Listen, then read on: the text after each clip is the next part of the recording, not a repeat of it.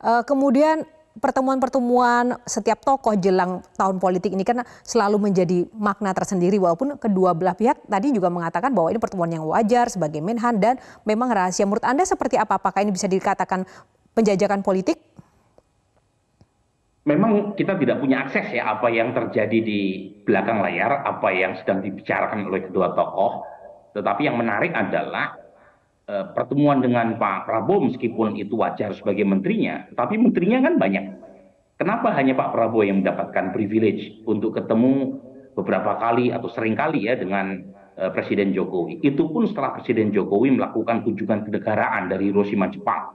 Kemudian itu pun juga terjadi setelah ada pertemuan antara putra beliau yang notabene adalah wali kota Solo dengan Prabowo Subianto yang membuat Gibran harus dipanggil oleh DPP.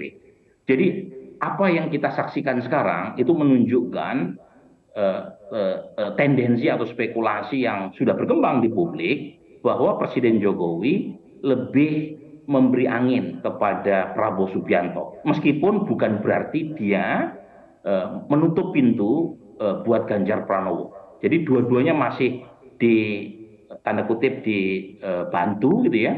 Dan menurut saya itu bagian dari strategi Presiden Jokowi untuk memastikan kedua tokoh ini lolos putaran pertama.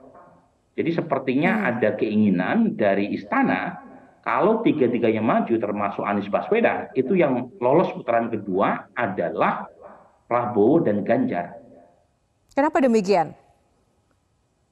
Nah, saya menduga karena Presiden Jokowi merasa dua nama ini dianggap lebih bisa memberikan jaminan psikologis untuk melanjutkan legasi Presiden Jokowi. Nah, padahal kalau kita lihat latar belakangnya, Mas Anies itu justru lebih dekat kepada Jokowi ketimbang Pak Prabowo. Mas Anies itu Mhm, mantan juru bicara Jokowi di mhm. 2014. Dan Mas Anies adalah mantan menteri Presiden Jokowi di periode pertama. Makanya kalau kita lihat analisis survei indikator, secara umum itu hubungan antara elektabilitas kepada Anies dan approval Jokowi itu positif dan signifikan. Nah, Justru mhm. ya hubungan antara elektabilitas Pak Prabowo dengan approval rating Pak Jokowi itu negatif. Baru belakangan positif.